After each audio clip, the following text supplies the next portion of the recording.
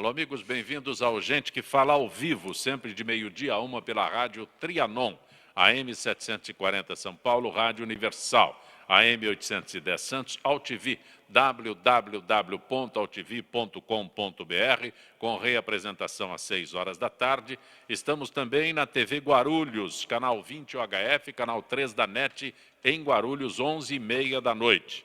O nosso blog, gentequefala.com.br, nossa página Facebook/programa Gente que Fala, o Twitter, @Gente que Fala M, o WhatsApp é São Paulo 974012235, o chat no site da AltV e também o telefone que fica à sua disposição, 50526622. Toda quinta-feira é o Gente que Fala, gente do MPD que fala. Nossa parceria com o movimento do Ministério Público Democrático. Toda quinta-feira, representantes do Ministério Público Democrático e seus convidados conosco no Gente que Fala. Doutor Plínio Gentil, prazer tê-lo aqui, doutor Plínio. Prazer, Zancopé. Bom dia a todos. Satisfação estar aqui pelo MPD mais uma vez. Procurador de Justiça, doutor Plínio Gentil. Também conosco o economista Ricardo Gamal. Doutor Gamal, bom tê-lo aqui. Oba, bom dia para todos os seus ouvintes e internautas. É um prazer estar aqui para discutir, debater os principais temas do Brasil e do mundo. O senhor é diretor da Fiesp. Sim. Tem alguma diretoria específica? Nós somos do DEMP, né, que é a diretoria da micro, pequena e média empresa. São 95% das empresas do Estado de São Paulo. Também conosco a advogada Thaís Jurema Silva, que é presidente do IBRAC. Doutora Thaís, prazer tê-la aqui. Prazer é meu, eu agradeço o convite, a alegria é toda nossa de estar aqui diante das pessoas e desse corpo que compõe aqui a mesa de uma forma que até me deixa lisonjeada. Doutora Thaís Jurema, a senhora é presidente do IBRAC, como eu não sei. O que é o IBRAC? O IBRAC é o Instituto Brasileiro de Resolução Alternativa de Conflitos, que ele tem com o intuito de tornar hábil e próximo das pessoas a possibilidade de autocomposição. Além também, obviamente, da arbitragem, mas uma nova forma de verificar e de fazer com que os conflitos se dissipem. É um conceito novo que nós temos no direito, quando eu anuncio a palavra conflitos, né, resolução de conflitos? Na verdade, o conceito não é novo. No Brasil, ele está ainda engatinhando, nós temos uma lei não é recente. Novo, fora, aqui é que eu né? pergunto. É até uma questão cultural, né? Então, nós temos ainda bastante a aprender, mas eu tenho certeza absoluta, até com questões que já estão sendo realizadas, inclusive por parte até do Ministério Público, que é possível tornar isso bem próximo da população e trazer com que não só a população, como os empresários tenham essa consciência da possibilidade de autocomposição. Também conosco, psicóloga Jennifer Kassarjian. Pronunciei corretamente, doutora Correto, Jennifer? correto. Boa tarde a todos. Obrigado pelo convite mais uma vez. E um privilégio tê-la aqui no Dia do Psicólogo. Muito obrigada. Há o que comemorar? Mais ou menos, né? Eu acho que no país em si a gente tem pouco a comemorar, mas a gente sempre comemora, né? Não dá para escapar desse dia. E a gente tem sempre uma insatisfação, porque nós queremos que se evolua cada vez mais. Verdade, né? Então, é por verdade. isso que eu pergunto se há o que, Claro, o que sempre comemorar. há o que melhorar Sempre e há. sempre há o que comemorar. Pois bem, o Procurador-Geral da República, Rodrigo Janot, revelou durante a sabatina no Senado que a Operação Lava Jato e outras investigações sob responsabilidade do Ministério Público Federal já resultaram no bloqueio e repatriação de mais de 740 milhões de dólares. Né? Ele assinalou que o bloqueio e repatriação de valores ele considera como resultado de acordos de cooperação jurídica internacional. Doutor Plínio Gentil, o senhor como membro do Ministério Público Democrático, MPD, e que toda quinta-feira gente do MPD que fala, o doutor Rodrigo Janot, quando ele informa esta cifra, são números que eu tenho que ler com muita atenção para não... São tantos zeros, né? Sim, sim. Mas eu fico me perguntando até onde nós chegaremos. Conseguiremos chegar a algum ponto? Olha, se conseguirmos chegar a algum ponto, eu não sei a que ponto chegaremos, mas acho que avançamos muito. Veja, para mim é quase uma coisa inusitada essa história de dizer, olha, o dinheiro desviado vai ser devolvido, a empresa tal vai devolver não sei quantos milhões, não sei quanto vem de tal lugar, porque era fruto de dinheiro desviado.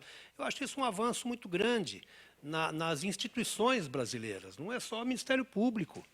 Né? É todo esse sistema de apuração que está sendo feito.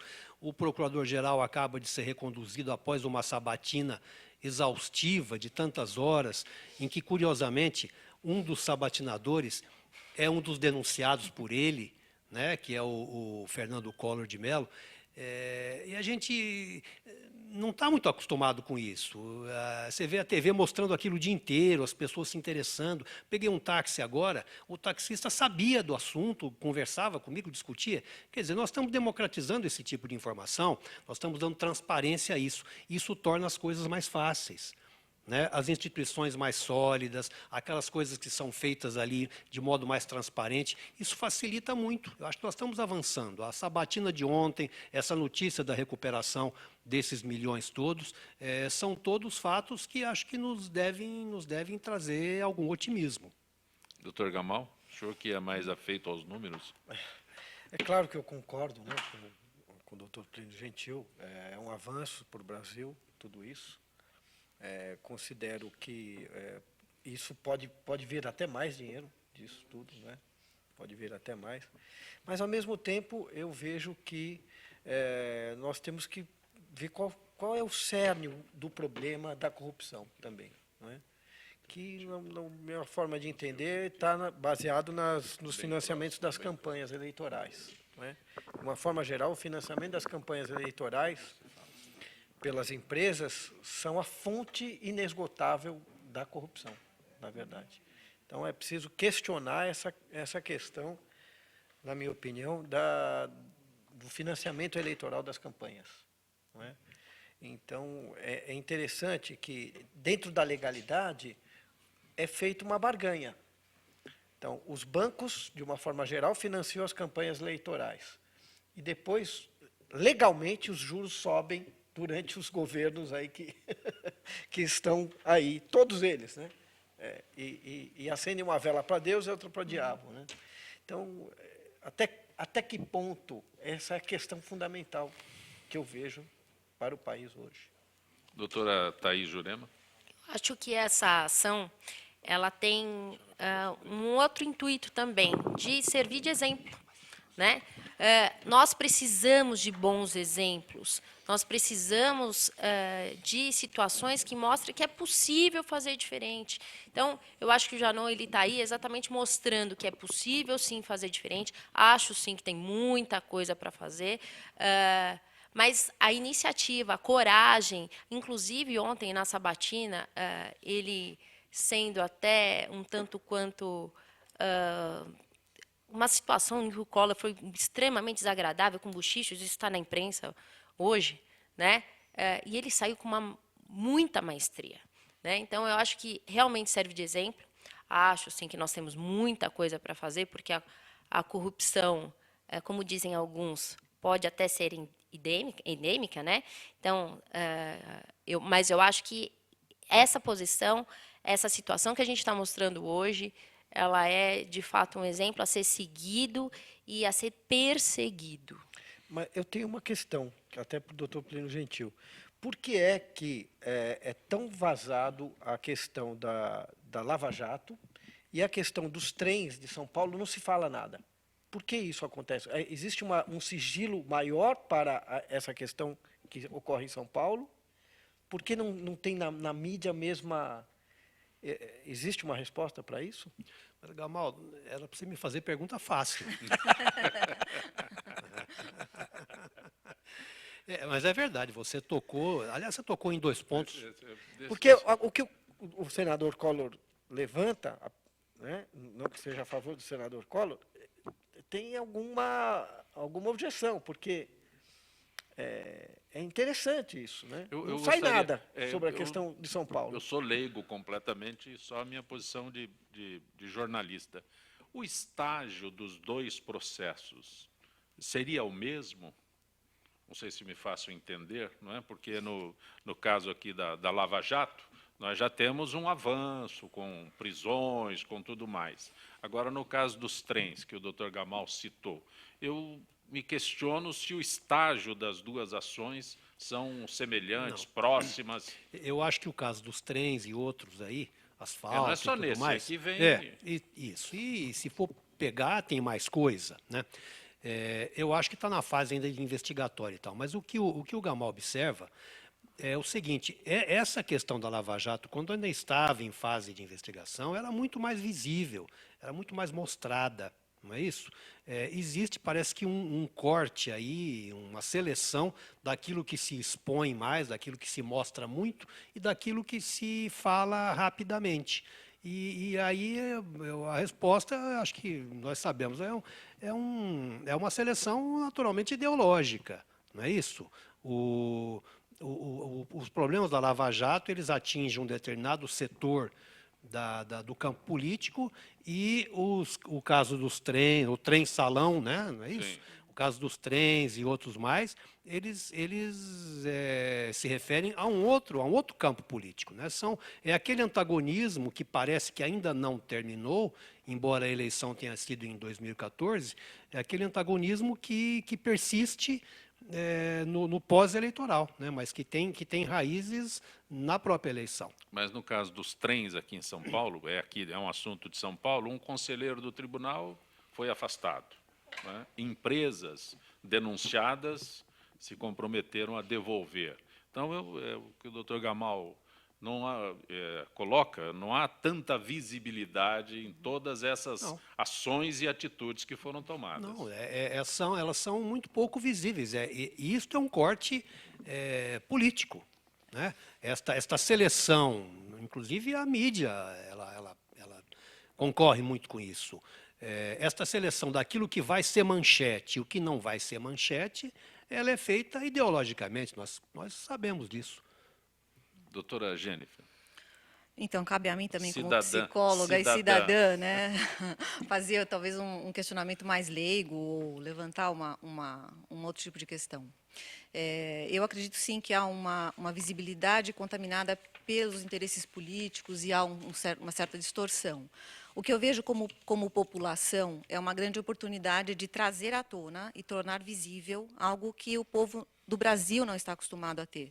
E isso é muito, para nós que estamos no senso comum, né, é uma coisa muito importante, porque isso é a democracia começando a querer ter pernas diferentes. Então, quando você entra num táxi e ele comenta o assunto com propriedade, a gente começa a identificar que a população tem mais acesso às informações, isso é uma coisa muito importante, e, ao mesmo tempo, começa a ter um pouco de posicionamento político e como cidadão, que é uma coisa para o Brasil ainda um pouco de novidade, mas que eu acho que agora nós devemos aproveitar a visibilidade da Lava Jato em si, atentando para os outros problemas que são enormes, o país tem uma série de comprometimentos, mas como psicóloga, eu vejo no próprio consultório, né, assim, uma queixa e uma manifestação maior, um comprometimento maior, e como assim o mundo inteiro está tentando se humanizar, eu acho que essa é uma grande vertente da filosofia atual, que a gente possa ligar essas coisas à própria política, aos conceitos todos que englobam a sociedade. Eu acho que é uma hora muito, muito boa. As pessoas estão prestando mais atenção. Mais né? atenção, muito mais. Doutor Plínio, o senhor que é procurador de justiça, integra o Ministério Público Democrático, a recondução do Procurador-Geral da República, Rodrigo Janot. O que permite para a gente neste momento? A continuação de um trabalho? Olha, em primeiro lugar, ela sinaliza o prestígio da instituição que ele representa, né? E, felizmente, é o prestígio do Ministério Público, visto já há muito tempo como uma reserva de confiança, de legalidade, de fiscalização. Então, eu acho que cresce isto, faz bem isso à sociedade, você saber que uma instituição que está levando a cabo uma investigação difícil, né, sob pressão, ela está prestigiada. Inclusive, havia presença de representantes do Ministério Público de São Paulo lá e tal, porque muito acertadamente sentiram a importância do momento. E acho que significa a garantia da continuidade de um processo de investigação, né? Aquele processo que tem apanhado aí políticos, tem apanhado empresários. O procurador, às vezes, é acusado de fazer uma seleção disso, daquilo, né? O próprio Collor fez essa observação. Eu acredito que isso não, quero acreditar que isso não ocorre, né? A investigação, a ação do próprio Ministério Público Federal está apanhando todos, está pegando de tudo ali, né? O que a gente nem imaginava está passando por ali. Mas é claro que, como sociedade, nós temos que exercer aquela fiscalização, temos que fazer aquela cobrança, temos que acompanhar, né? Uma tarefa que tem sido feita. Eu vejo com muito bons olhos a recondução do procurador. Eu vou repetir uma pergunta que já fiz aqui no Gente que Fala, não especificamente para o senhor, mas o doutor Rodrigo Janot, ele teve o aval para continuar desempenhando as funções que ele exerce atualmente. Só que ele não foi, digamos, efetivado. Ele fez a inscrição, mas o concurso ainda não foi feito. Ele será sabatinado, já foi ontem, agora será eleito em votação secreta por pessoas que ele está investigando. Até que ponto é legítimo que esses investigados, o caso específico do Collor, que ontem foi extremamente ostensivo, mas até que ponto esses investigados, eu diria, têm legitimidade para votar pela permanência ou não do doutor Rodrigo Janot? Mas é aí exatamente, Zancopé, que eu vejo a beleza do funcionamento do sistema. O investigado, segundo a nossa Constituição, é presumivelmente inocente. Ele é só um investigado. E, enquanto investigado, ele não perde os seus direitos. Então, se ele faz parte da comissão que deve sabatinar, que ele esteja lá, que ele sabatine, que ele coloque as dúvidas dele e que isto venha a público. Porque, certamente, o procurador, como já demonstrou ontem, sabe responder publicamente, sem nenhum receio, a essas colocações de quem está sendo por ele investigado. E é bom que isso venha a público. Acho que isso é sinal de saúde do sistema, sinal de solidez das instituições. Tem legitimidade, o fato é que tem, e está fazendo, e as respostas estão sendo dadas publicamente. Eu acho isso um benefício, embora pareça uma coisa estranha, né? Ontem, conversando com colegas, a gente até brincava, porque a gente não está, talvez seja falta de hábito, não estamos acostumados, muito acostumados, a esses princípios republicanos serem praticados até as últimas consequências. Então, que seja público, que ele responda publicamente, que conteste, que o contraditório seja feito, nós temos que nos habituar a isso, né? Parece uma coisa esquisita. O investigado ali sabatina o investigador. E, conversando com colegas do Ministério Público, alguém disse assim, a coisa está invertida, parece que é a banana comendo o macaco. E talvez seja a banana comendo o macaco, mas nós temos que nos habituar que dentro das regras, e as regras estão sendo respeitadas, e isto é bonito, as coisas podem acontecer assim.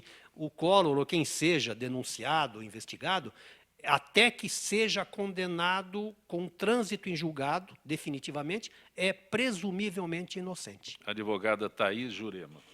Doutor Plínio, e com relação à votação ser secreta, uma vez que eles estão lá representando o povo não tem a possibilidade de saber efetivamente quem votou, de que forma, porque com a votação secreta a gente tem esse problema, né? Então, o povo vai saber do resultado final, porém não sabe identificar quem votou positivamente ou negativamente. Essa coisa do voto secreto ou do voto aberto é uma discussão que, em cada situação, a gente entende que é melhor um processo ou outro, né? O eleitor comum, quando vota nas eleições, tem que votar secretamente, até para não ficar sujeito às pressões. Os parlamentares devem votar algumas coisas secretamente, outras em aberto? Talvez em algumas votações se justifique o sigilo. Em outras, pelo contrário, a gente quer saber no que é que o meu representante votou quando se discutiu isso ou aquilo. Nessa questão do procurador-geral, eu fico, sinceramente, em dúvida. Talvez a votação em aberto fosse a mais indicada, mas vejo também, veja, esses pontos positivos no voto secreto, de não se submeter à pressão, de na hora que vai votar só ele sabe quem ele está votando, portanto, ele não fica devendo uma satisfação a quem eventualmente fez uma carga maior, uma pressão, também tem uma certa vantagem, né? Em princípio, eu me inclino porque o voto do parlamentar seja em aberto, porque eu, como eleitor, como seu representado, preciso saber no que é que o meu representante está votando, né? Pode haver aqui ou ali situações em que o voto deva ser secreto. Esse caso, eu fico em dúvida, com sinceridade. Nós tivemos ontem a abertura do 21º Seminário Internacional de Ciências Criminais.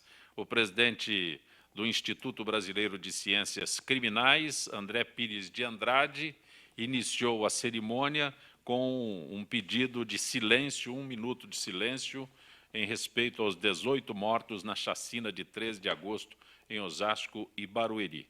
O Dr. André Pires de Andrade ressaltou que o IBCCRIM foi criado após o massacre do Carandiru e que a motivação veio de ver o Estado optar por não ver aquelas pessoas como seres humanos e resolver assassiná-las, né?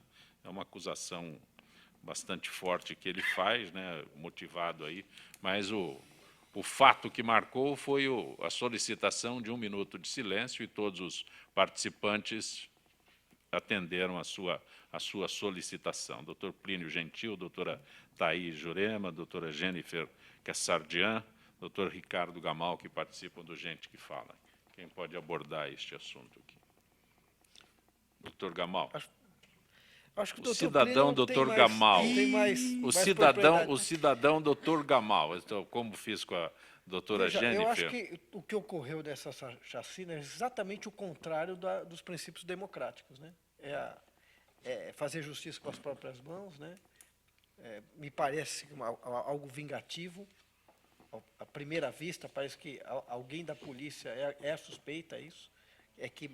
Já existem policiais presos. Já presos, né? Detidos, não sei qual é o termo contrário legal, da beleza da democracia, né? Que pressupõe o quê? A defesa, né? A defesa até a última instância e tal. É o contrário disso tudo. Acho terrível. Mas a beleza da democracia até nisso entra, porque isso vem a público. Isto hoje vem a público, né?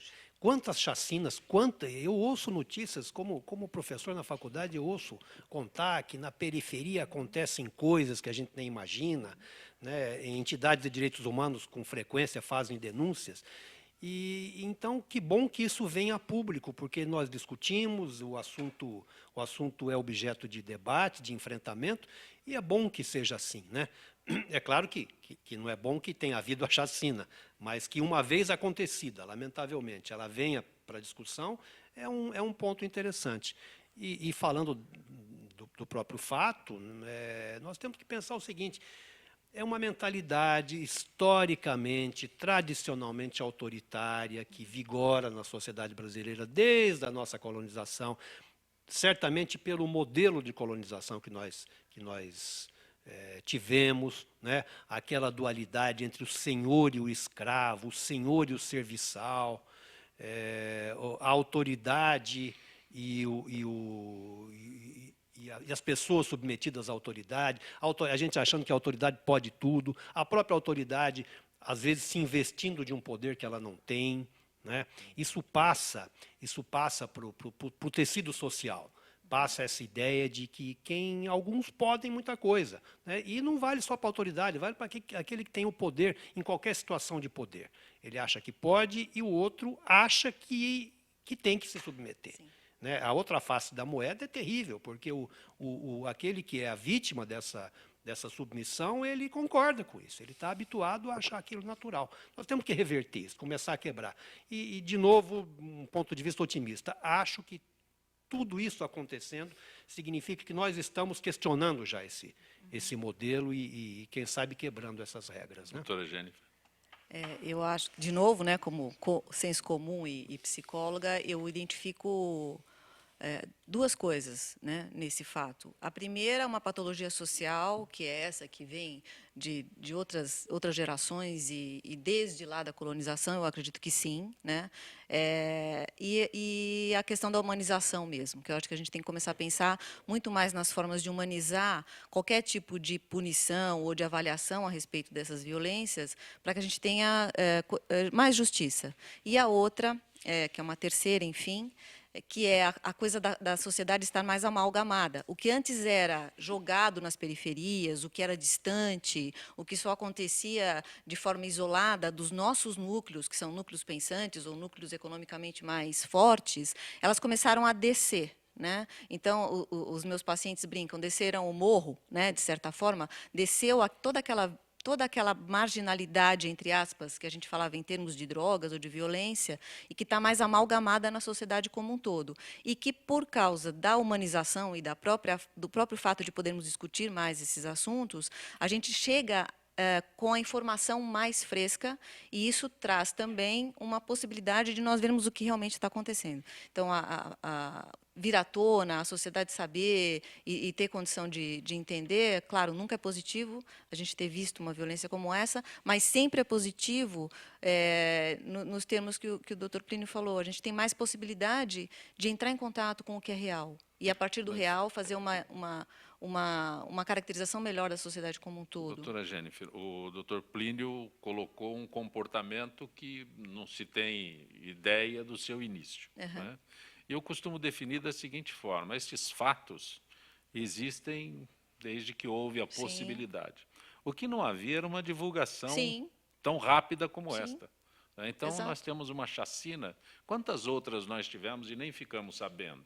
Então, do ponto de vista aí, por isso que eu coloco com a senhora, é um negócio que está inerente no ser humano. Não é novidade isso. Não é novidade, mas eu acredito que a forma como a gente chega à informação agora é muito mais rápida, é muito mais fidedigna e muito mais consistente. Ontem nós tivemos o absurdo do cinegrafista matando a repórter na frente das câmeras. Um horror. Né? Então, nisso, a gente vai ter uma discussão enorme sobre armas e inúmeras coisas, mas, enfim, ter acesso à informação é algo que é possibilitado, obviamente, pela internet, pelo fato de termos pessoas que estão mais engajadas com as questões humanas, direitos humanos e outras entidades. Isso faz com que a gente tenha mais acesso a isso. De fato, eu acho que sempre houve, e houve muito mais do que nós imaginemos, talvez, jogados numa questão mais periférica da sociedade. Agora, como nós temos a informação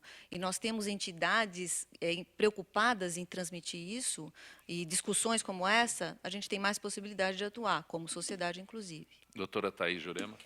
Eu acredito que o papel dos meios de comunicação seja extremamente relevante e acaba por chamar a sociedade a uma efetividade de atuação. Então, nós temos o problema, conhecemos o problema, que, como o doutor falou, pode vir de tempos muito antigos, mas o que fazer com o problema? Então, eu acho que é o momento de a gente parar para refletir como fazer diferente.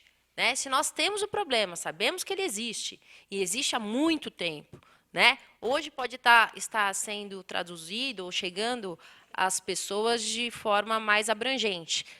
Mas o que fazer com o problema? Eu acho que é nisso que a gente tem que parar para refletir.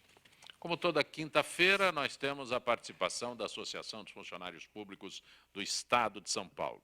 Zilka Fialho, que é supervisora de marketing e eventos da FIPESP. Boa tarde, Zilka. Boa tarde, Zancopé. Boa tarde, ouvintes e debatedores do Gente que Fala.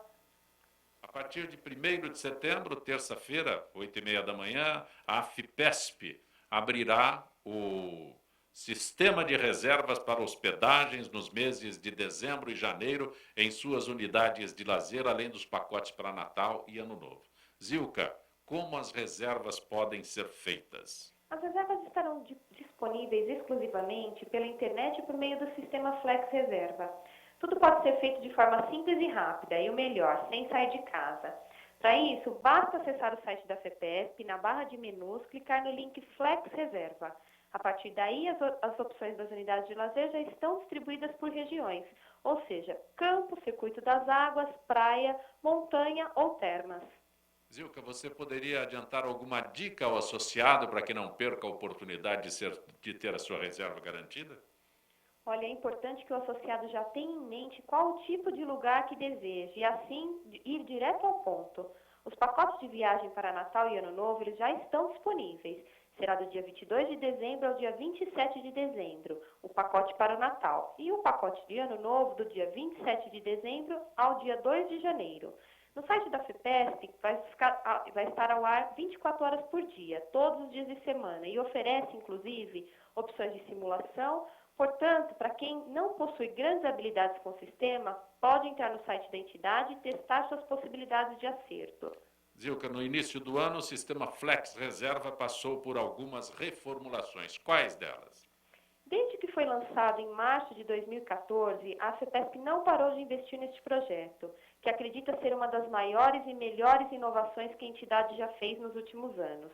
Ao acessar o Flex Reserva, pode-se observar de imediato que não existe a menor possibilidade de o associado não conseguir realizar sua reserva. Caso queira, porque ali está tudo muito bem explicado. Também a diretoria executiva aprovou investimento para um maior aporte ao sistema de TI, que agora opera com 2 potentes servidores. Quero dizer que estamos operando com mais eficiência e melhor capacidade. Eu posso afirmar que nós estamos trabalhando com uma potência capaz de manter até 30 mil associados conectados ao mesmo tempo. Agora, se todos vão conseguir efetuar suas reservas, isso é uma outra história. Porque, como eu já falei na pergunta anterior, é importante que o associado esteja atento ao que quer, porque na hora H ele tem que ir direto ao ponto e não perder tempo. Mas para mais informações, eu sugiro que acessem o site no www.afepesp.org.br. Agradeço a Zilka Fialho, que é supervisora de marketing e eventos da FIPESP, pela atenção com Gente que Fala. Zilka Fialho, boa tarde. Boa tarde. Gente que Fala retornará em instantes.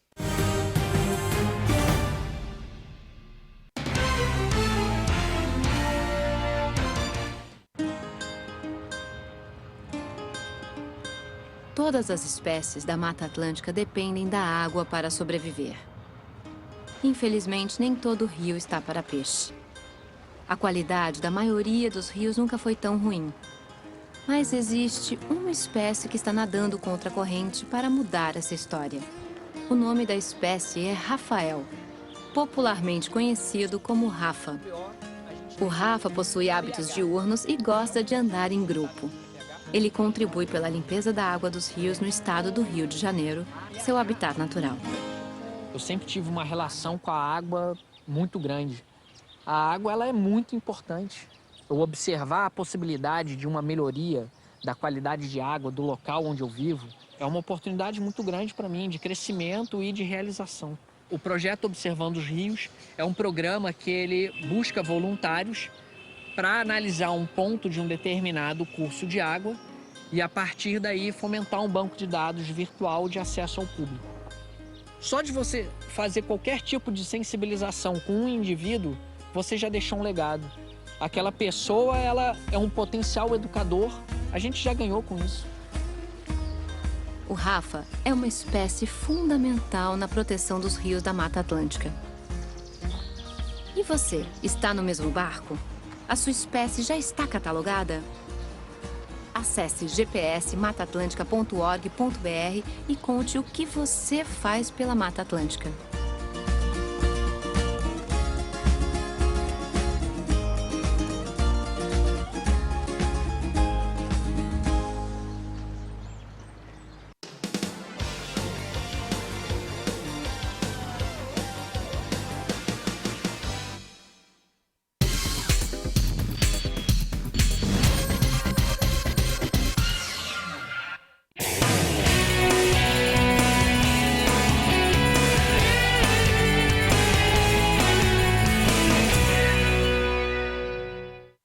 Oi, eu sou Letícia Spiller e quero convidar vocês a fortalecer o movimento que quer criar uma lei para acabar com o desmatamento no Brasil.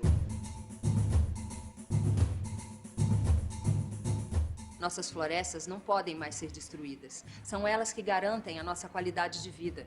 Eu quero floresta em pé, água fresca, clima ameno e desmatamento zero. E você? Participe, assine a petição.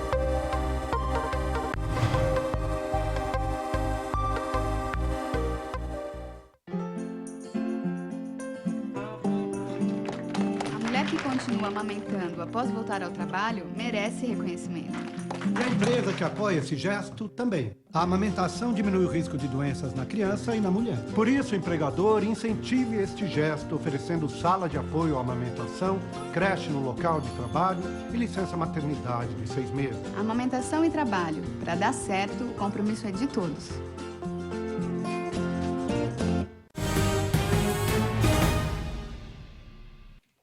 Gente que fala pela rádio Trianon, AM 740 São Paulo, Rádio Universal, AM 810 Santos, AltV, www.altv.com.br, com reapresentação 6 horas da tarde, e também TV Guarulhos, 11h30 da noite, canal 20 UHF, canal 3 da NET, em Guarulhos. Estamos recebendo o convite para hoje, grande evento na Universidade Mackenzie, celebração dos 70 anos da democracia cristã no Brasil. A cerimônia contará com a presença dos 27 presidentes estaduais do PSDC, de todos os deputados federais e estaduais do partido, e o presidente nacional, José Maria Imael, além de outras autoridades. O evento, a partir das 7h30 da noite, Teatro Rui Barbosa do Mackenzie, Rua Itambé 135, Higienópolis. Estamos recebendo este convite do deputado constituinte José Maria Imael, e um abraço a todos os membros do PSDC. Parabéns, que envia os parabéns também à equipe, nós retribuímos, a equipe do Gente que Fala, ao deputado constituinte José Maria Imael, que frequentemente nos honra com sua presença. Hoje, gente do MPD que fala. MPD é Movimento do Ministério Público Democrático. Eu tenho que colocar sempre Movimento do Ministério Público, é isso, doutor Isso, Plínio? Movimento do Ministério Público Democrático. Eu peço o teu auxílio, porque eu me embaralho bastante. Entidade que o ano que vem vai fazer um congresso comemorativo das suas várias décadas já de existência. Então, 20 anos? 25. 25 anos. A doutora Thaís Jurema Silva, que é advogada e presidente do IBRAC. Repete para mim, doutora Thaís, IBRAC. É Instituto Brasileiro de Resolução Alternativa de Conflitos e Conciliação. No início do programa, eu perguntava sobre essa resolução alternativa de conflitos e insisto, né, no Brasil, parece que, eu confirmo, né, ou reafirmo, nós estamos ainda engateando em vários segmentos. Né? E quando eu vejo aqui resolução alternativa de conflitos, né, eu fico me perguntando quantas vezes na minha profissão, que já vão várias décadas, eu anunciei essa resolução de conflitos no nosso direito. Na verdade, como nós já havíamos dito anteriormente, são métodos que já muito compõem a questão jurídica no mundo, né? Exatamente porque atribuir exclusivamente ao Poder Judiciário a busca pela justiça é insatisfatório, em especial porque nem sempre o Poder Judiciário tem a possibilidade de saber efetivamente qual é o conflito das partes envolvidas. Né? Então, às vezes, é levado ao judiciário uma situação, em especial quando a gente trata de direito de família, né? Mas o que está por trás é muito além disso. Né? Então, aplicarmos novas técnicas faz com que a gente tenha mais efetividade e com que as pessoas possam viver de forma melhor. Agora eu vou acrescentar aqui exatamente o termo que a senhora colocou. Quando eu vejo aqui resolução de conflitos, é mais no âmbito familiar ou isso passa para outra área? Passa em todas as áreas do Sim. direito. Então, essa parte de resolução alternativa de conflitos, ela abarca todo o direito em si, né? Até nós temos uma psicóloga aqui que pode até auxiliar nesse sentido, mas, por exemplo, nós temos ações na área penal, não é? E acredito até que antes de a gente estar discutindo maioridade penal, nós deveríamos estar discutindo resoluções alternativas para essas questões de crimes cometidos por menores, né? Porque esse menor, com certeza absoluta, tem algo por trás dele, porque senão, simplesmente estar dentro da cadeia não vai fazer com que ele deixe de cometer o crime, não é? Infelizmente, a nossa cadeia não é tão educativa como nós gostaríamos que fosse, né? Enquanto, quando a gente aplica métodos de resoluções alternativas de conflitos, você tem a possibilidade da vítima de recomposição e de mostrar para esse menor que ele pode fazer diferente.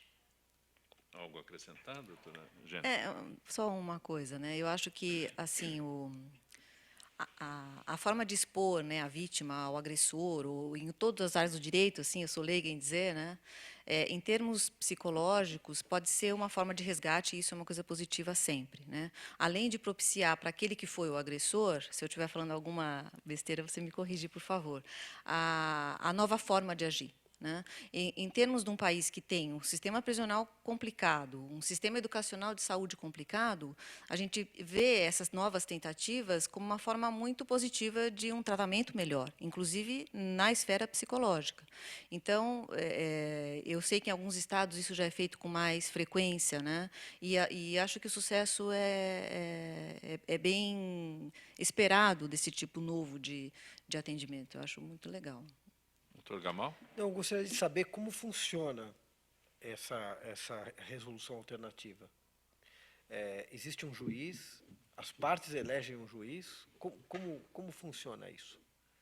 Na verdade, hoje nós temos, em especial quando nós falamos de resolução alternativa de conflitos, o papel da mediação, né? Essa mediação ela pode ser judicial ou extrajudicial, né? Judicial quando indicada pelo próprio juiz, mas o juiz prioritariamente não deve ser mediador, né? Até porque o mediador ele tem que passar a figura de que ele não está lá para julgar as pessoas, e sim fazer com que essas pessoas se autocomponham, né? Mostrando para elas que elas próprias podem ter, através de uma comunicação mais eficiente, a solução do conflito delas. Pode nos dar um exemplo concreto? Como não é muito a minha área, parte penal, né, eu vou fazer com que dê um exemplo com relação à área de família, por exemplo. Né? Uma separação, uma dissolução de matrimônio, ele gera vários conflitos, tá certo? Então, quando há litígio, você vai ter uma ação de divórcio, uma ação de guarda, uma ação de regulamentação de visita, uma ação de alimentos, né? Então, quer dizer, a gente está falando de 4 ações que vão abarrotar o judiciário, na maior parte das vezes porque existe um sentimento ruim por trás, porque ninguém casa para se separar, não é verdade? Fazendo com que essas ações se tornem instrumento de vingança, que não é o intuito. A gente está lá para resolver esse conflito. E quando é possível, através do mediador, mostrar que o problema é a falta de comunicação ou a forma de comunicação, o mediador leva essas pessoas a verificar que é possível fazer diferente, como nós falamos anteriormente, e que essas próprias pessoas possam fazer com que a solução do conflito delas parta delas próprias. Então, isso é extremamente importante. Obviamente que, ao contrário do que a gente vê hoje, por exemplo, na conciliação judicial, não é simplesmente falar tem acordo, não tem acordo, não é? Então, o mediador ele tem que ter preparação, não é? Para quê? faça simplesmente uma condução do diálogo entre as partes. Essa é a função principal do mediador. Doutor Gamal, Jaime do Jardim Bonfilholi pergunta ao senhor a sua avaliação sobre a ida a Brasília de Paulo Scaff, acompanhado de empresários para jantar com a presidente Dilma. Veja só, a Fiesp, de uma forma geral, está muito descontente com a política econômica atual. É uma política econômica que gera desindustrialização, gera o desemprego, né? Lá na frente virá o desespero geral das famílias, com certeza, e nós estamos muito descontentes com a questão da política econômica. A condução do ministro Levi, Joaquim Levi, na Fazenda, na nossa opinião, está sendo desastrosa. É um desastre total para o Brasil, né? Ele só pensa em elevar juros, sem nenhum motivo, né? A demanda não está alta para que se eleve tantos juros, né?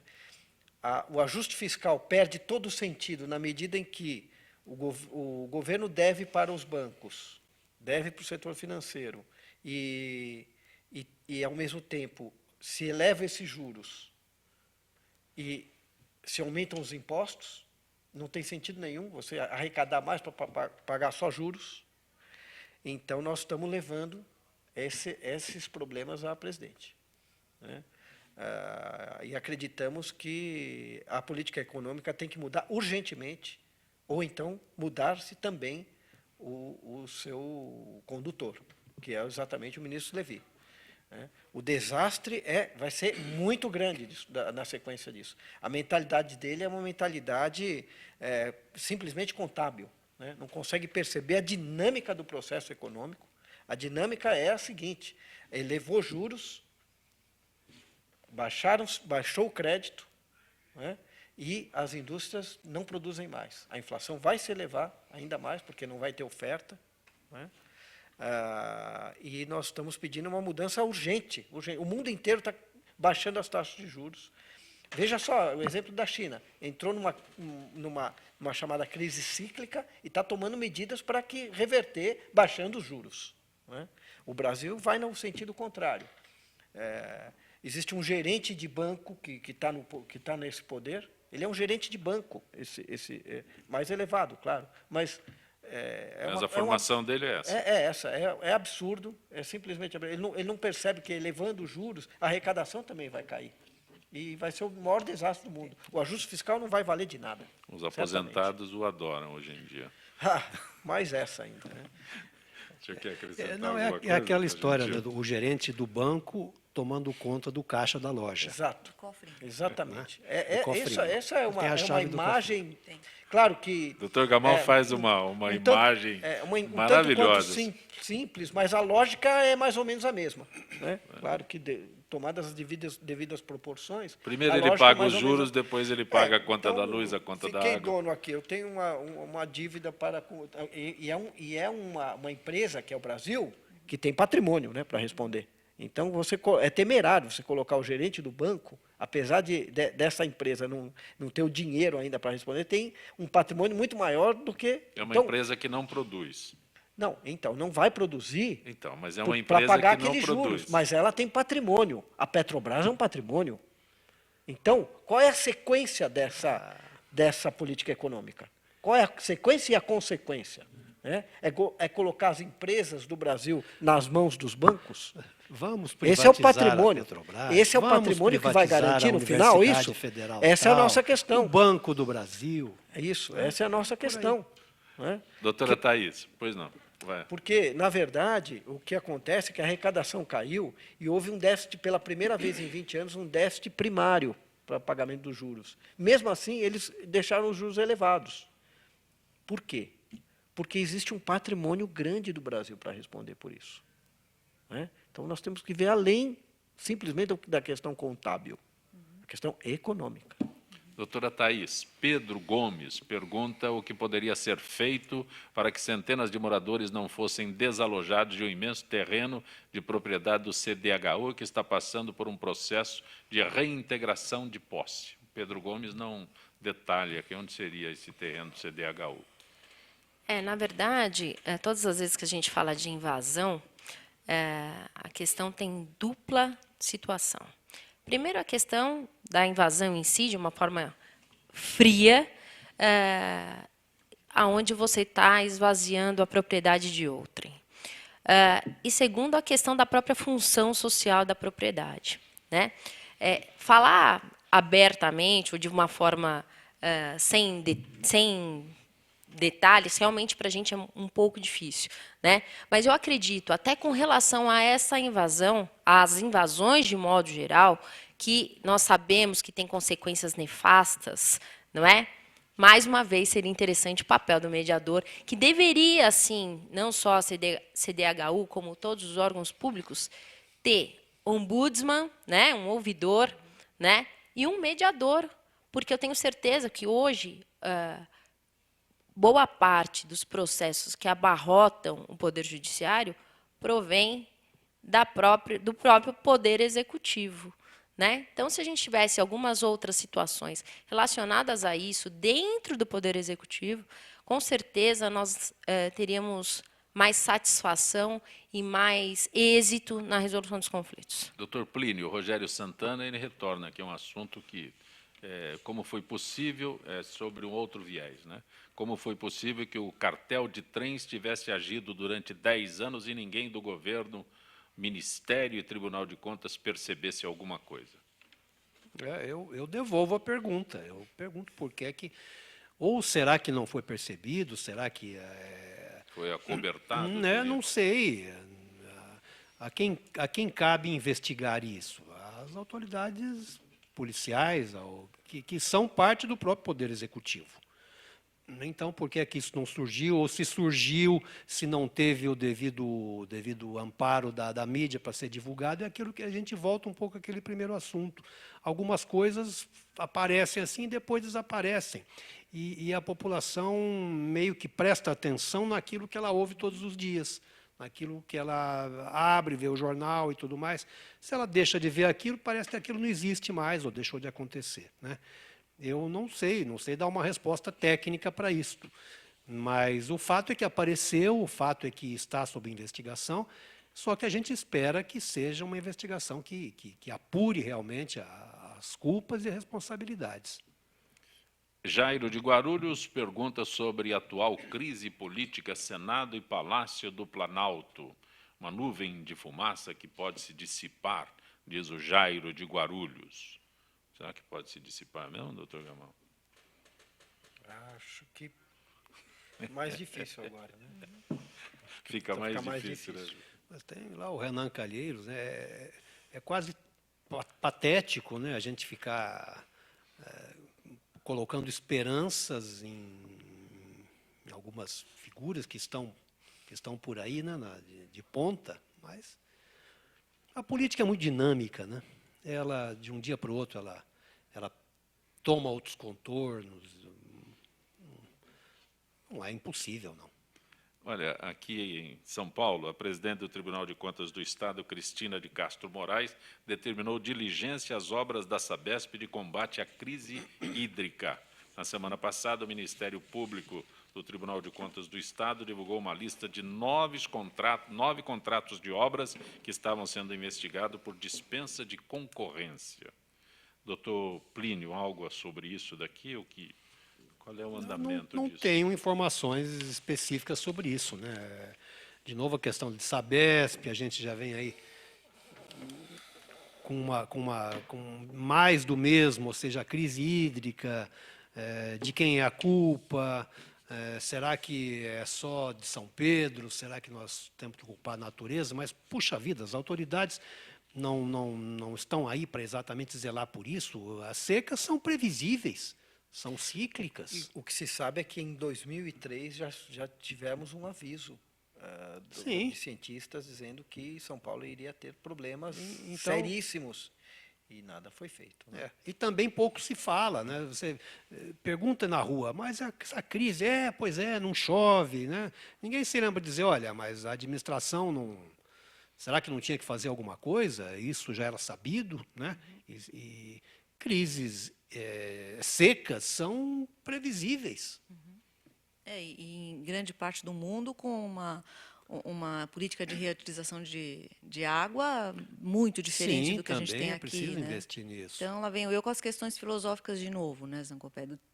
É aquela situação da gente remediar, da gente tentar correr atrás dos prejuízos, e agora, se a população começa a ter uma visão mais democrática, um pouco mais atuante, talvez essas cobranças, que são muito sutis no começo, elas podem representar grandes movimentos lá na frente, que a ideia não é só resolver, que é um problema enorme, né, a nossa crise hídrica agora. Por que não foi feito nenhum tipo de precaução antes? E mais, por que isso foi feito de uma forma tão remediativa mesmo agora, né, e a gente vai falar de distorções de dinheiro e política, tudo é a mesma coisa sempre. Né?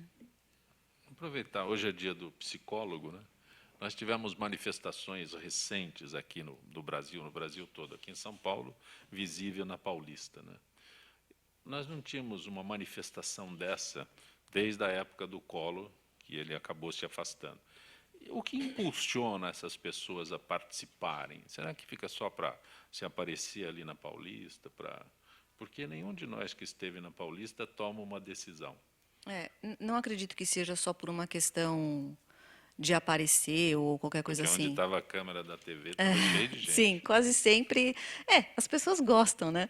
Mas, enfim, são grupos muito distintos. A gente não consegue ter, eu acho que um padrão das pessoas que participaram de uma ou outra passeata. A gente consegue ter uma visão diferente das 2 passeatas que aconteceram naquela semana, aí sim, eu acho que com cunho político muito importante.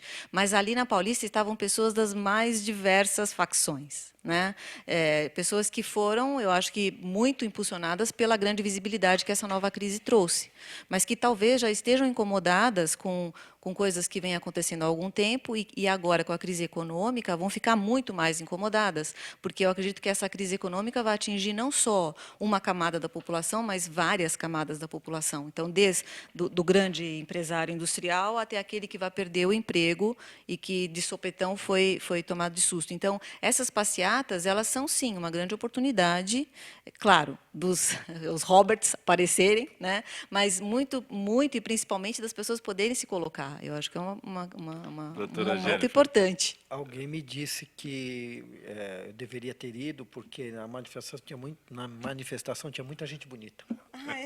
Tinha só gente bonita. Os famosos, inclusive. Doutora né? Jennifer, agradeço a gentileza de ter participado do nosso Gente que Fala e abraçamos os psicólogos. Muito obrigada. Com a tua presença aqui. Muito obrigada. Obrigada pelo convite mais uma vez. Doutor Gamal, sempre prazer bom sempre tê-lo estar aqui. Enriquece o nosso debate. Grande prazer. Doutora Thaís Jurema, aprendeu o caminho, espero que possa retornar outras vezes. Eu agradeço o convite e foi uma grata satisfação estar com vocês aqui. Doutor Plínio Gentil, agradeço a participação do senhor e também a disponibilidade do Ministério Público Democrático em participar sempre do nosso Gente que Fala. Tá bom, a satisfação é minha, nossa, do MPD, e eu deixo aqui o meu abraço a todos e especialmente o cumprimento pelo Dia do Psicólogo. Muito obrigada. Parabéns. Obrigada. Gente que Fala tem a direção-geral do jornalista Fausto Camunha, a diretora de produção Zenilda Salvato, a redação Raela Brandão, Pedro Esquiavão, na pauta José Carlos Sicarelli, produção cultural Ricardo Godoy, na Rádio Trianon, Benebenê, Cléo Rodrigues, Neildo Neres, Ricardo Valim, na direção da UTV Alberto Luquete, na técnica James Eduardo, Marcelo Fontan, Sérgio Oliveira e Iago Matsumoto. Estaremos de volta amanhã, meio-dia. Gratos, até lá.